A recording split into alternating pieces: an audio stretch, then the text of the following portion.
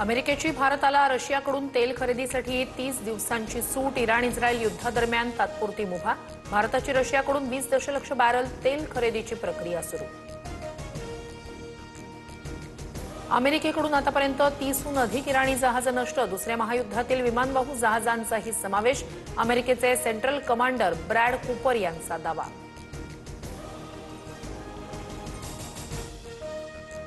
America Iran युद्धाचा पहिला झटका. पुण्यात व्यावसायिक वापरासाठीचा गॅस पुरवठा बंद. नव्या ऑर्डर घेऊ नका. सरकारकडून शिक्रापूर आणि चाकण प्लॅंटमधील डीलर्सना आदेश.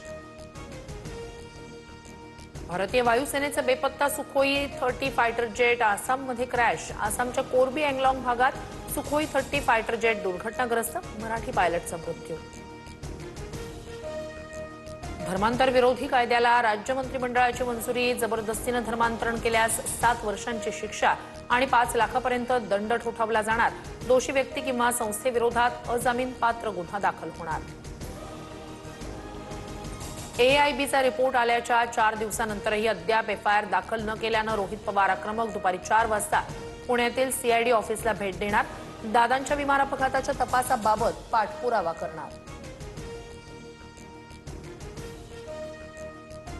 अजित पवारांचा विमान अपघात झालेल्या व्हीएसआर विमान कंपनीचा मालक व्हीके सिंह सीआयडीच्या रडारवर. काल 8 तास चौकशीनंतर आज पुन्हा चौकशीसाठी बोलावणार. व्हीएसआर विमान कंपनीच्या मालकाला सीआयडीनं चौकशीसाठी बोलावलं होतं की शाही पाहुणचारासाठी कुणाच्या आशीर्वादानं व्हीके सिंगला व्हीआयपी ट्रीटमेंट दिली जाते. रोहित पवारांचा हल्लाबोल.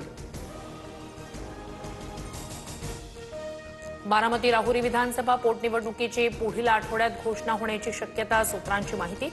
अजित पवारांच्या निधनानंतर बारामतीत आणि भाजपचे आमदार शिवाजीराव कर्डिले यांच्या निधनानंतर राहुरीत पोटनिवडणूक. मुंबईत यंदाच्या मोसमातील सर्वाधिक तापमानाची नोंद. राजस्थान आणि गुजरात परिसरात निर्माण झालेल्या अँटी सायक्लोनमुळे उष्ण वारे कोकणाकडे वाहण्यास सुरुवात. मुंबईचं कमाल तापमान सुमारे 38.9 अंशांवर.